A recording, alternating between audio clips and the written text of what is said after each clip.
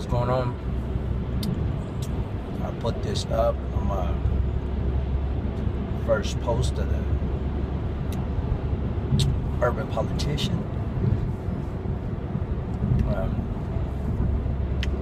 What I wanted to talk about was O.J. Simpson parole hearing that happened yesterday. Now he got out, and some of the questions regarding the case. I know there was a show on it was 20 Minutes or 2020. They talked about the particulars of what led him to be incarcerated. In particular, the incident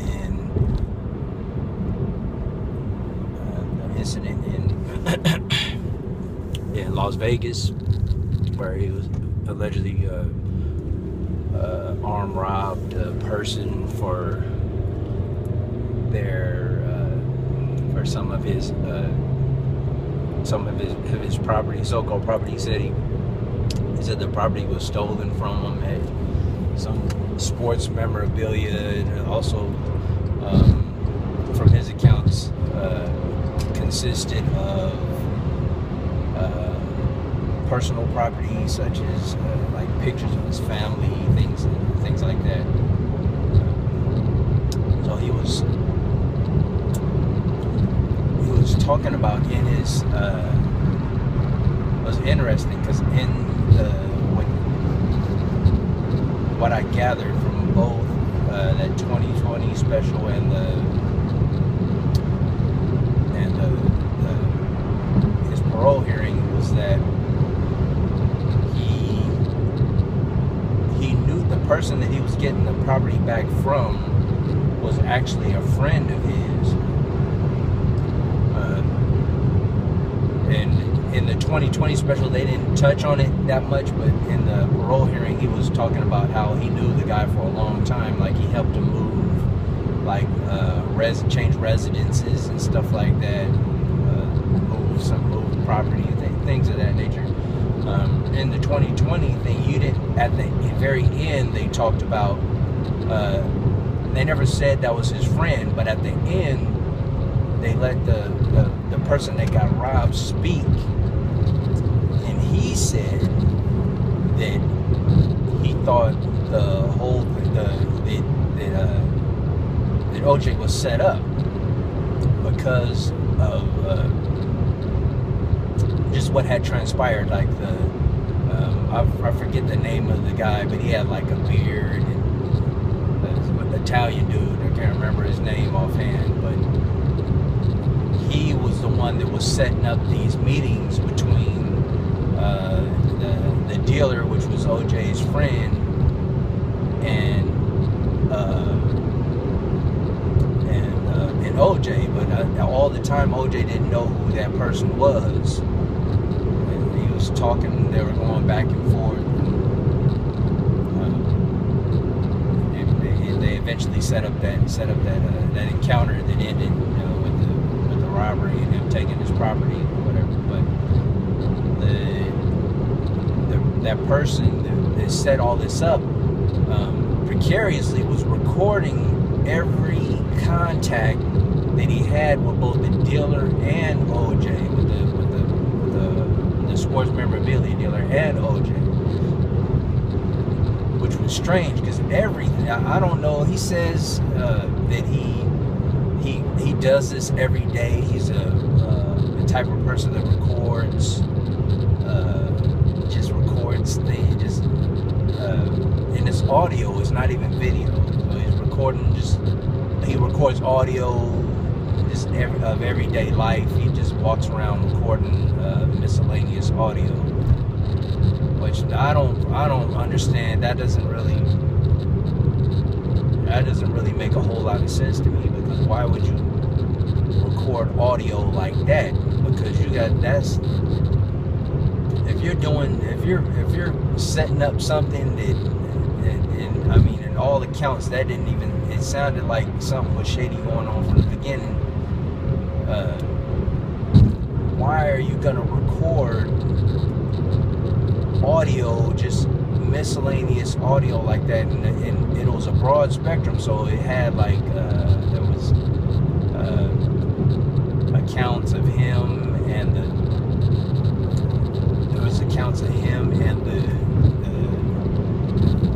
talking back and forth with the dealer, with OJ, this and that, and then afterwards they were talking like when they were in the club, and it sounded like he might have been trying to get OJ to say things, you know what I mean, for like for documentation. This sounded more like I'm trying to document this whole encounter, this whole operation, so to speak, between OJ and what happened with the dealer. So it was strange, man. And after watching that 2020 special and then listening after the 2020 special, I definitely thought he may have been set up, just by like the demeanor of the person that was going in between, because he got total immunity in the trial. He didn't have, even though he set up the whole thing, he didn't get conspiracy to commit a crime. He didn't get anything. He got all the way off. Like they gave him a total immunity. And it's kind of funny that tape was probably the reason that he got total immunity. But why did the tape exist in the first place? And why this whole operation? You know what I mean? Like it definitely seemed like something was conspired. Like this was a lot deeper than the guy just saying, well, I happen to find this arms dealer here in Las Vegas, or not arms dealer, I'm sorry, this sports memorabilia dealer in Las Vegas, and he may have some of your stuff, blah, blah, blah. He's not telling them who this guy is, because if he did tell them who the guy was, then OJ knew the guy on a personal level. He could have just called the guy and be like, hey, man, I heard you got some of my stuff, you know what I mean? Can I get this? Can we get this back, or what's the circumstances around you acquiring this? You know what I mean? Because apparently it was given to that person in order to pay a debt, because the person didn't have any money, but he happened to have OJ stuff from where, I don't know. I believe it was stolen. So I'm thinking that if OJ would have known the whole circumstances surrounding what was going on, he would have called the guy directly. That's kind of where I'm coming from, as far as the setup is concerned, because OJ definitely knew the guy personally. Like, he knew the guy's family. Like, he talked to as he said in the proceedings of the parole case, he explained that he called it. He knew the guy's mother was ill. He called his mother. I think it was either on her birthday or I don't know if it was Mother's Day or birthday, some occasion like that, and he was singing to her. Like, if this wasn't a personal friend, you're not gonna be calling his mom up and singing songs to her. You know what I mean? Like, it's definitely a personal level, and I didn't grasp all that until I heard the proceedings. But in the 2020 thing, you only heard from the guy at the very end, and it was the guy. This is what blew my mind. The sports memorabilia guy was the one that said he thought OJ got set up. Now, if you just got fucking robbed, you know what I mean? You ain't gonna say that the fucking dude that robbed you got set up by something. You can be like, that some bitch robbed me. You know what I mean? Like, you're gonna say, you know what I mean? You're gonna say what you gotta say, man. But he was the one that said, I think it was a setup, which was very profound to me. Like, man, this guy is the one that got robbed, and he said it was a setup. So it's crazy, man. So I mean, they said what they had to say in the proceedings, and he talked to the person talked to, or the panel were asking OJ, did he have how did he feel about did he attempt to reach out to the victims and blah blah blah whatever, and OJ was candid, and he's like, look man, the guy is my friend. I talk to him all the time, man. The guy actually, and this blows my mind, right? The person that OJ robbed testified on OJ's behalf in the court proceedings. Prior to even him going to jail, he went to court for OJ to testify and to try to help OJ out. So when they were asking him about whether or not he talked to the victim, he told them explicitly, like, he testified for me. I talk to the guy all the time, man. I talked to him, said I'm sorry for with the way shit went down. You know what I mean? There wasn't, I didn't mean for no guns to be pulled on you. You know what I mean? He's like, cause I know, because he knows the guy, and he. Leading up to it, he was saying that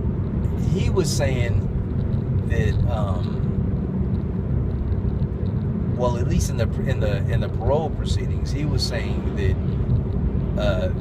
no guns need to be brought, because the other guy was the one that was setting up the meeting. He was the one that kept pushing for, like, you gotta have some security with you. You have to have somebody. You may need may need weapons, or whatever it may be. He said that the guy was pumping it up, and OJ was like, I guess he had, I don't know if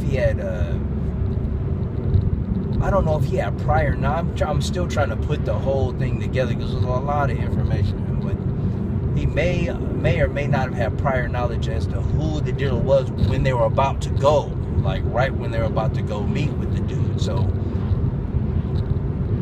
he went up there, and he didn't have he was telling the guy, he was like, man, this guy isn't a threat, you know what I mean? There's no need to have all kinds of weapons or whatever it may have. You're like, I'll take a couple of guys just in case there's somebody else there that I don't know about.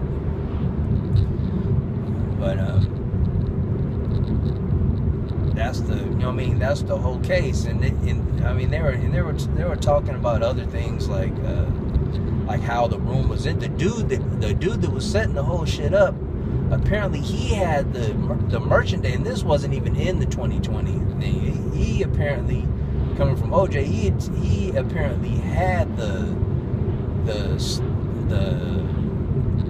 items in his room. So when they went up to the room, I guess the guy was waiting in his room. He opened the door with the key, and they were talking about, they came in, kicked the door down. You know what I mean? It was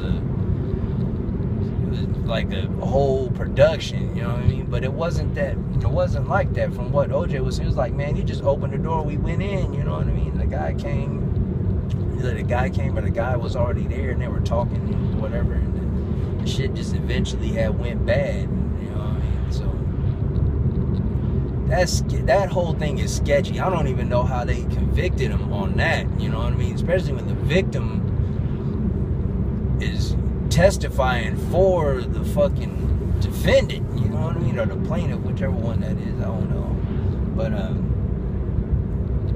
that whole thing boggles my mind. I can't understand. That goes back to the justice system, and how they, a lot of the times, it's not even a matter of whether or not somebody is wronged.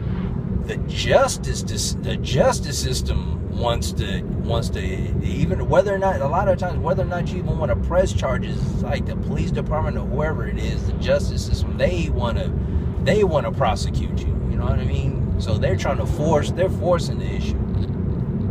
there's been several things the things that I've come in contact with that reaffirm this,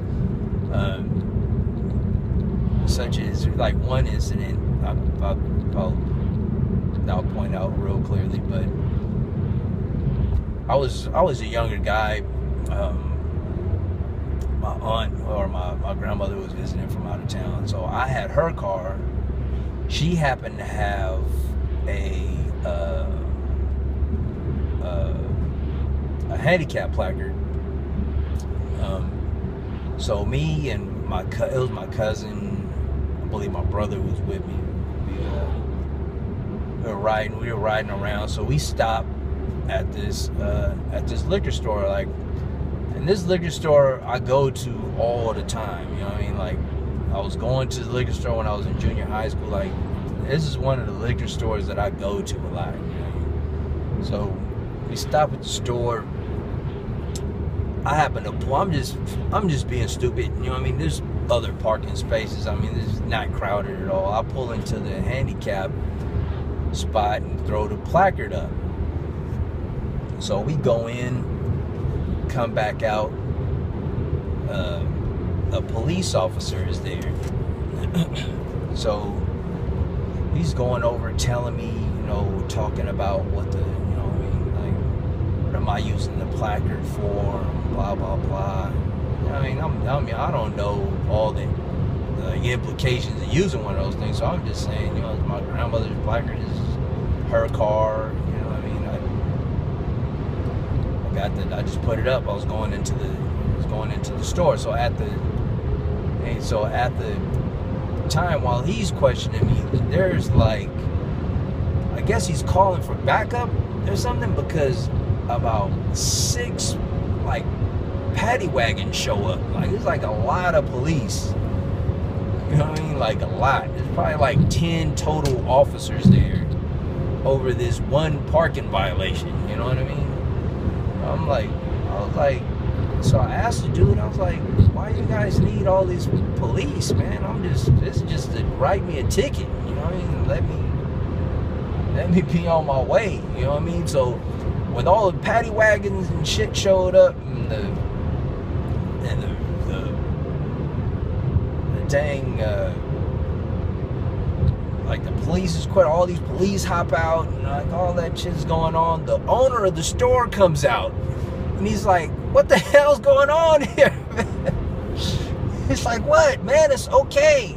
It's like, what? He's like, and they told him what was happening. He's like, man, there's parking everywhere, man. He's like, what are you doing? He's like, man, it's fine. It's okay. Just go. So it was hilarious, man. But I mean, I just say that to say this, that sometimes they're trying to find a crime where there's no crime, or that the remedy has already been made. You know, like people have said, you know, I made a mistake. We did this. We shouldn't have done that. You know what I mean? Shake our hands, go on our merry way. You know what I mean? The reparations are paid, whatever. But they want to force a, you know what I mean? They want to force a crime to take place. Like, even if it was a crime, but it was resolved, like the whole thing with the justice system should be resolution. You know what I mean? If you can get resolution, no matter what form it is, that should be enough. You know what I mean? You shouldn't have to force somebody to be incarcerated just so that, I mean, somebody could get paid. I mean, that should not be justice should be the end result, not some kind of monetary gain, you know, or capitalistic gain. If you're running like a lot of these prisons nowadays are run for profit and all this shit, man. If you're looking for justice, then that making money should be the last thing on your mind. You know what I mean? But I mean, that's neither here nor there. That's just my personal opinion. But I mean, that's all I have to say as far as that OJ thing. But I thought I'm glad he got. I mean, I'm glad he got parole, because I mean, the dude is old, man. They keep trying to charge him with this and that. I mean, so, you know, hopefully he gets out and he just like keeps just steer clear of shit. You know what I mean? Don't, because people are out to get him for sure. You know, so hopefully he steers clear of all the bullshit and just gets to spend time with his family. You know what I mean? The things that count. So that's all I have to say about that. So would you please subscribe to this and click the updates, or click the little bell so you can get any updates, any other posts that I may make if you like the content that I gave you guys today. Thank you for watching, and there's more to come.